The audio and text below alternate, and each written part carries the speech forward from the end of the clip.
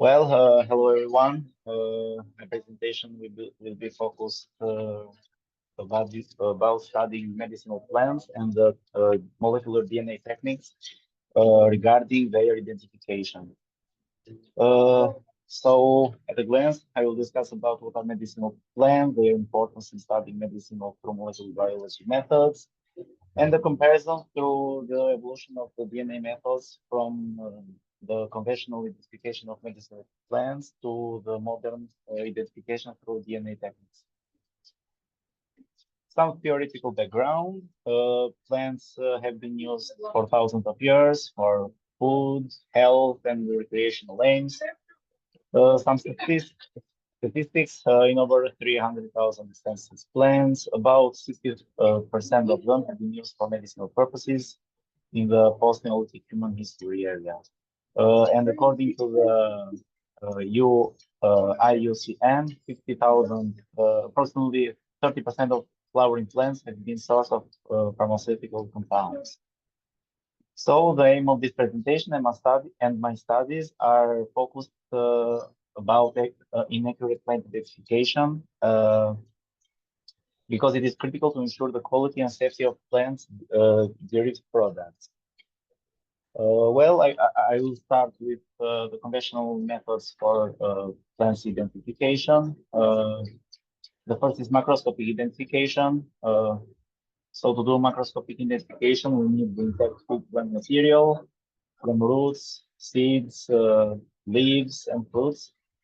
So to do a good expertise for the plant identification, an expert trained individual is needed to do this. So um, uh, also it is needed to do a reference library photography for these plants, which makes it impossible to share with other colleagues around the world.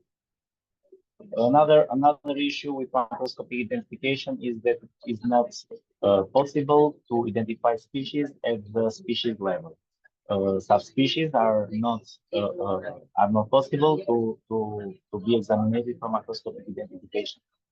On the other hand, they require a large storage space to store all the seeds, all the roots, and all the leaves of the plants. Uh, on the other hand, microscopic identification seems to be more specific because they study the hairs, the granular or stellar cells type, fibers, granular objects. Uh, but on the other hand, stored under particular conditions for a long reference time is not possible due to their stability. This is why scientists have moved on and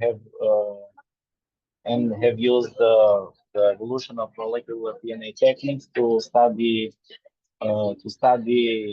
plants, except for human biology. The first one is the PCR RFID. It seems to be fast, to be easy. Something about this technique, it needs the non-specific primer and it differentiates the plants based on their polymorphism. So it has a high discriminative power, but it has higher cost due to some further analysis such as electrophoresis and visualization. Also, by the time other methods have been applied, such as ICCR PCR and Stacodon target PCR, they seems to be they seem to have another aspect of plants study. They are focused mostly in biodiversity, genome mapping, and development hereditary studies. So by this technique, we can use this technique to study the heredity and the evolution of the plants in general. To study the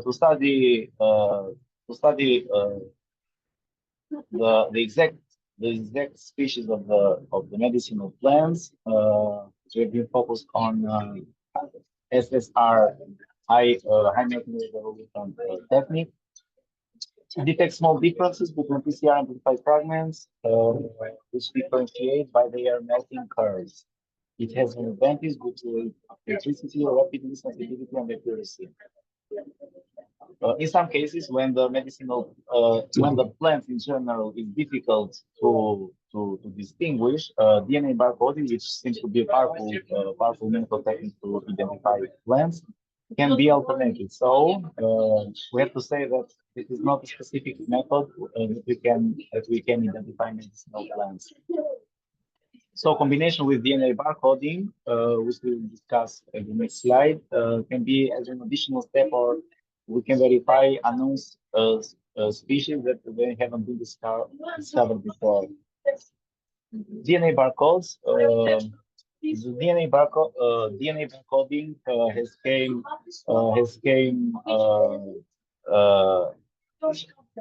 all at the same steps with the sequencing of the DNA. So how we use this method? We create some small DNA fragments that are specific for specific plants, and creating a big database lives all the times worldwide to identify faster, quicker, and more secure the plants. The last one seems to be DNA sequencing. So it is not all the plants have been sequenced due to their difficulties, but DNA barcoding seems to be a powerful method for identifying medicinal plants. And in the last slide, I have presented all the methods. It is important to mention that the last method that they came to study medicinal plants are not better than the old ones. I mean, DNA sequencing and DNA barcoding to be a powerful method to identify plants, but an older method like step-down targeting PCR is suitable in defining a relationship between plants. So combination of all different DNA techniques seems to be the solution in accurate plant identification. Thank you.